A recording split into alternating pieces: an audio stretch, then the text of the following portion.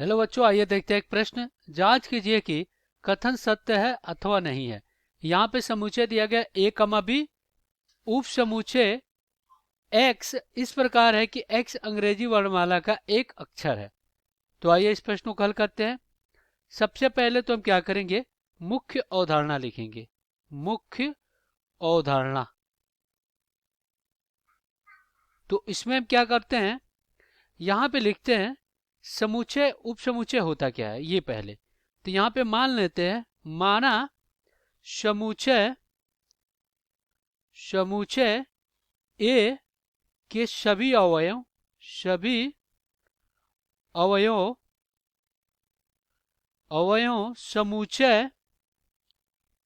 समुच्चय बी में उपस्थित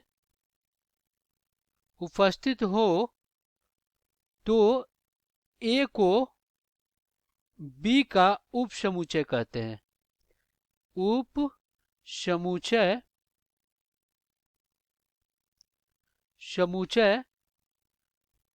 कहते हैं। कैसे, देखिए एक उदाहरण से समझते हैं। मान लीजिए हमारे पास क्या है, ए है, इसमें अवयव क्या है, एक है, और यहाँ पे बी एक समुच्चय है जिनमें अवयव क्या है, एक है, दो है।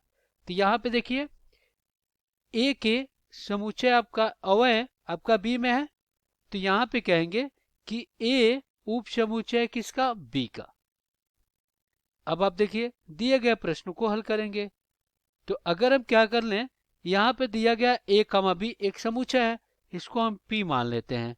तो पी क्या हो जाएगा, ये हो जाएगा ए कमा बी, यही होगा।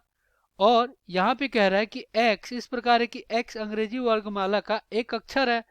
तो यहाँ पे अगर हम इसको क्या कर रहे हैं, q मान लेते हैं।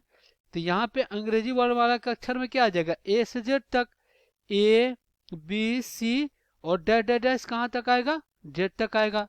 अब आप एक चीज देखिए, जो p है, समुच्चय p के अवयव क्या है, a है, ये किस में है, q में है। और फिर आप एक चीज और देखिए, यहाँ पे क्या है, b है, जो कि ये किस में है, q में उपस्थित है, यानी p के प्रत्येक अवयव q में है। तो यहाँ पे हम क्या कर सकते हैं कि p उप समुच्चय है किसका, q का।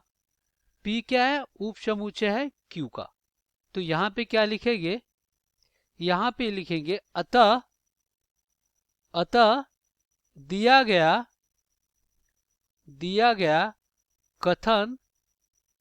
कथन सत्य है। दिया गया कथन क्या है, सत्य है। तो यही क्या हो जाएगा, आपका हल हो जाएगा। आशा करते हैं बच्चों प्रश्न समझ में आया होगा। धन्यवाद।